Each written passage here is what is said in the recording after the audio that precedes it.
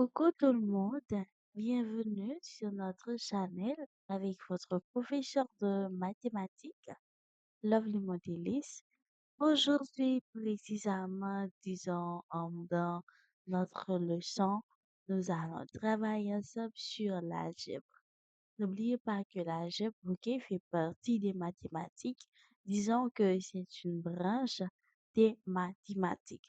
Nous allons travailler avec les élèves de la neuvième année fondamentale. Nous allons travailler sur, disons, des exercices fractionnaires, ok? Donc, je vous présente quelques exercices sur les fractions. Mais tout d'abord, et pour résoudre ces exercices, nous allons faire un bref rappel sur la définition d'une fraction. Vous présenter les quatre types d'opérations fractionnaires, ok? Et aussi vous faire un bref rappel sur comment effectuer les calculs fractionnaires, ok? Disons, c'est un type d'opération fractionnaire, comment les effectuer. Et aussi pour finir, nous avons nos exercices sur, disons, sur chacune de ces opérations. Mes amis, donc, j'espère que vous avez compris et déjà, vous avez quelques souvenirs des leçons passées sur la notion, disons, d'une fraction.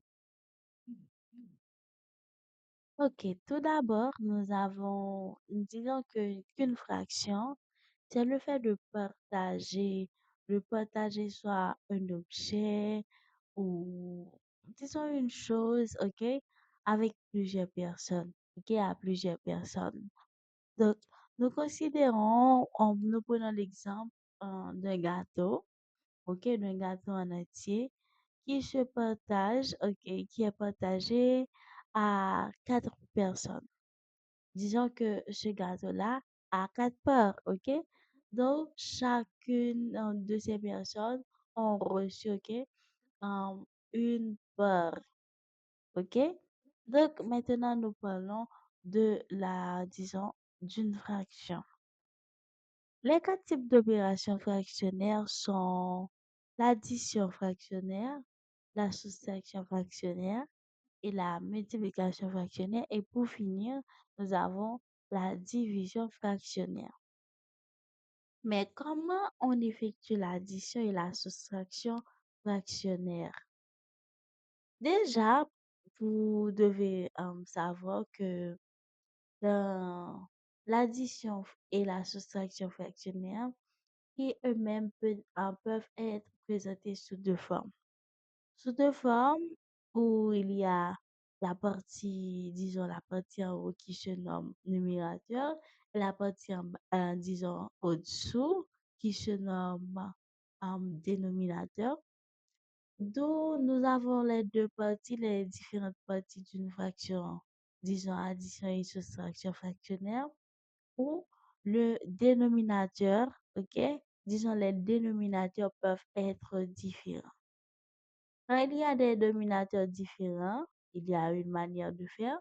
Et quand les dénominateurs sont, disons, mêmes, il y a aussi une manière de faire.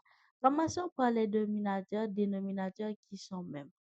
Pour les dénominateurs qui sont mêmes, nous disons, il faut seulement effectuer le calcul, par exemple, entre les numérateurs et on conserve le dénominateur commun. Si nous avons une addition fractionnaire et que, disons, ces deux fractions-là ont le même déno, ok? Donc, nous disons que nous conservons le déno commun. Par exemple, si c'était 3, nous conservons 3 comme déno commun. 3 à gauche de la première, 3 à droite de la deuxième. Et après, on additionne les numérateurs. De même pour la soustraction, on conserve le déno commun et après on soustrait, ok, et les numérateurs entre eux. Et pour ce qui concerne l'addition et soustraction fractionnaire, des fractions encore ayant des dénominateurs différents. Lorsque les fractions ont des dénominateurs différents, tout d'abord, il faut trouver un dénominateur commun. Souvent, qu'on le nomme PPMC des dénominateurs. OK? C'est plus petit, OK? Donc, disons PPMC, c'est PPMC. Plus petit, multiple, commun, c'est PPMC, OK? Donc, et après, on réécrit, OK, chaque fraction avec le dénominateur commun. Et après, on additionne ou soustrait les numérateurs. Donc, premier bagage que nous devons faire les dénominateurs différents, nous devons faire qui ça? Nous devons chercher un dénominateur commun pour eux. Et après, les fin journée, nous allons procéder avec ratio parce que nous allons bailler chaque dénominateur par eux et après nous capables additionner ou bien soustraire. Donc, nous propriétés germain là, n'a privé dans multiplication fractionnaire, comment ça est lui-même. Les mêmes pour multiplication fractionnaire avec un nombre le plus souvent, je dis nous multiplier nombre ça, ok, par numérateur fraction et que nous conserver dénominateur. Mais laissez deux fractions qui ça nous dit nous multiplier numérateur yo entre eux et puis nous multiplier dénominateur yo entre eux. Et pour ce qui concerne la division des fractions, pour la division des fractions, il y a l'inverse d'un entier A non nul est le nombre, ok, un sur 1. Donc, nous avons c'est A par 1 sur A qui nous donne 1, ok. Et après, nous avons l'inverse de la fraction A sur B et la fraction B sur A. Donc, pour résoudre, disons, pour résoudre une division fractionnaire, on conserve d'abord la première partie à multiplier par l'inverse de la deuxième. OK? On conserve la première partie. Prenons exemple ici, nous avons A sur B et on inverse, OK? On multiplie par l'inverse de la deuxième. OK? Donc la deuxième aussi qui était A sur B, mais qui était de signe division avant. Maintenant, on multiplie par l'inverse de la deuxième. L'inverse de la deuxième qui nous donne B sur A. Maintenant, passons à l'acte pour voir vraiment est-ce que vous avez compris. Ah, nous avons 2 en sixième plus 5 sixième. Petit b, 7 douzième moins 1 sixième. Petit c, 4 cinquième multiplié par 8. Petit d, 2 tiers multiplié par 6 septième. Petit e, 15 seizième divisé par 5 soixante-quatrième. Et petit f, nous avons 4 cinquième, ok, divisé par 4. Qui ça représente? Non? Petit a. Nous avons 2 sixièmes plus 5 sixièmes. Là, nous, ouais, ça c'est addition. Ça c'est addition fractionnaire côté où il y a même dénominateur. Si ça nous dit, n'a fait, n'a conservé dénominateur commun qui c'est 6 et après nous additionner numérateur yo. OK?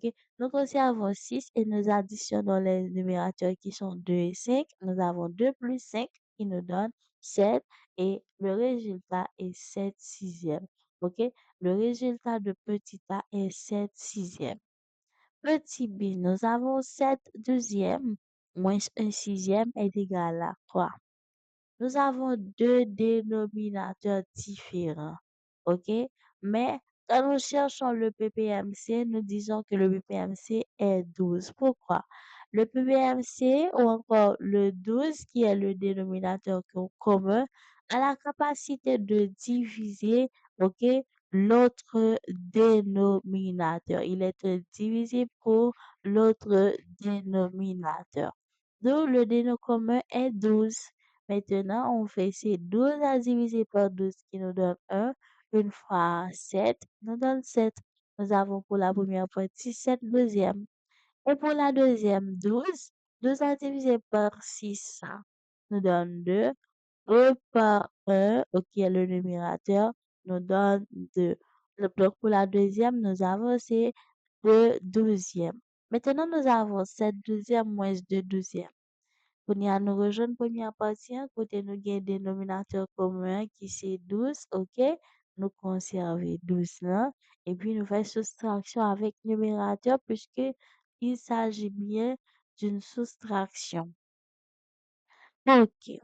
Nous disons que c'est 7 moins 2, ok, qui nous donne 5 douzièmes. Petit c. 4 cinquièmes multiplié par 8, c'est le nombre entier qui est 8 qu'on multiplie par le numérateur tout en conservant le dénominateur. Maintenant, nous avons ces 8 par 4 qui nous donne 32 en conservant le dénominateur commun qui est 5, ok? Et 32 sur 5. Donc, ça, c'est le résultat du petit c. Petit d, nous avons 2 tiers par 6 septièmes. On fait quoi? On multiplie les numérateurs entre eux et les dénominateurs entre eux. Numérateur 2 multiplié par 6 et le dénominateur 3 multiplié par 7. 2 par 6 étant des numérateurs nous donne 12 et 3 par 7 étant des dénominateurs nous donne 21. Donc, on obtient le résultat 12 21e pour petit d. Et pour E, nous avons 15 seizième qui est la division fractionnaire à diviser par 5 divisé par 64. OK? On donne toujours à la première fraction à multiplier par l'inverse de la deuxième. L'inverse de 5 64e est 64 cinquième. Maintenant, nous avons ces 15 seizième multiplié par 64 cinquième. 15 par 64, les numérateurs entre eux, et 16 par 5, les dominateurs entre eux. Nous avons 15 par 64 qui nous donne 960 et 16 par 5 qui nous donne 80. Faisant la division, nous obtenons 12. Ça, c'est le résultat pour petit. Et pour petit f, nous avons 4 cinquièmes à diviser par 4. OK? Donc, pour résoudre, disons, cette division fractionnaire, nous procédons toujours, OK, à cette leçon qui nous dit de garder la première partie et de multiplier par l'inverse de la deuxième. L'inverse de 4 nous donne un quart, OK? Un quart. Et on multiplie 4 cinquièmes par un quart. On multiplie les numérateurs entre eux et les dénominateurs entre eux. Les numérateurs, nous avons 4 et 1, 4 fois 1. Et les dénominateurs, nous avons 5 et 4, ok? 5 par 4. 4 par 1 nous donne 4 et 5 par 4 nous donne 20. D'où on a 4 vingtièmes. Nous pouvons simplifier par 4, ok? On obtient c'est 1 cinquième, ok? D'où nous avions eu 4 vingtièmes. On simplifie par 4 et on obtient 1 cinquième. Donc ça, c'est la bonne réponse pour les différentes opérations, ok, fractionnaires. Donc, je vous dis merci, à la prochaine. Merci d'avoir été des nôtres. J'espère que vous avez compris et vous avez bien compris la leçon. Au revoir, à plus. N'oubliez pas de liker, de partager la vidéo. C'était avec vous, votre professeur de mathématiques, Lovely Mondenis.